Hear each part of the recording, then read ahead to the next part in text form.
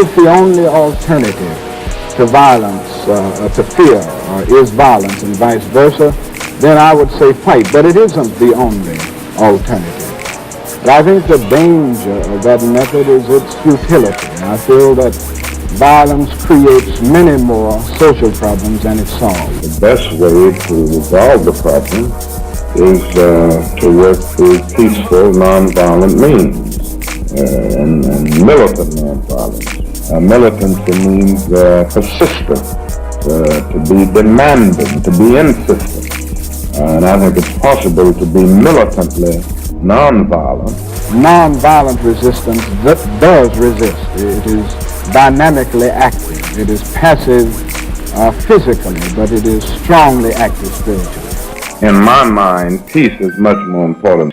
And I think there has to be a transformation here in terms of our thinking and in terms of peace. We've got to come to see now that peace must not only be a goal that we talk about and seek, but a means by which we arrive at that goal. And I'm not trying to do it merely for myself, or merely for my children, or merely for the Negro, but for America, because I think it's true that if this problem isn't solved, the soul of our nation will be lost. And the only way to redeem the soul of America is to remove or to eradicate racism in all of its dimensions. I think our power must be much more than military power. We don't need to prove to the world or anybody our military power. I think we've got to prove our moral power. I make my decisions on the basis of my moral commitment, and I take my ministry very seriously. The man of conscience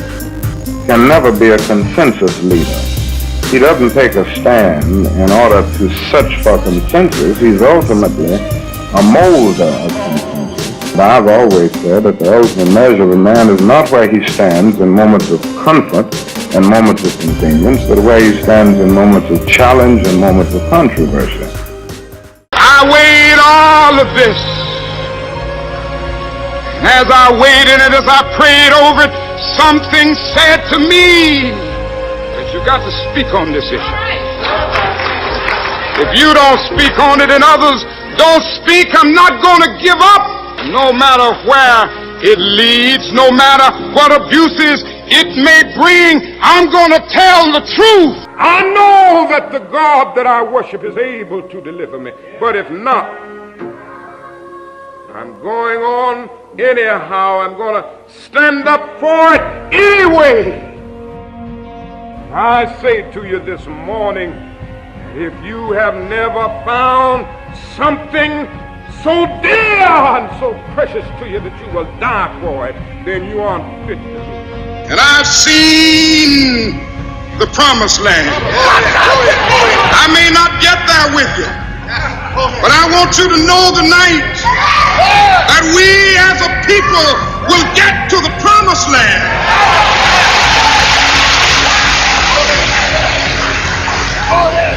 So I'm happy tonight. I'm not worried about anything. I'm not fearing any man. Mine eyes have seen the glory of the coming of the Lord. Men and women will know and children will be taught that we have a finer land, a better people, a more noble civilization, because these humble children of God were willing to suffer for righteousness' sake. I think Alfred Nobel would know what I mean when I say I accept this award in the spirit of a curator of some precious heirloom which he holds in trust for its true owners, all those to whom truth is beauty and beauty truth, and in whose eyes the beauty of genuine brotherhood and peace is more precious than diamonds or silver or gold.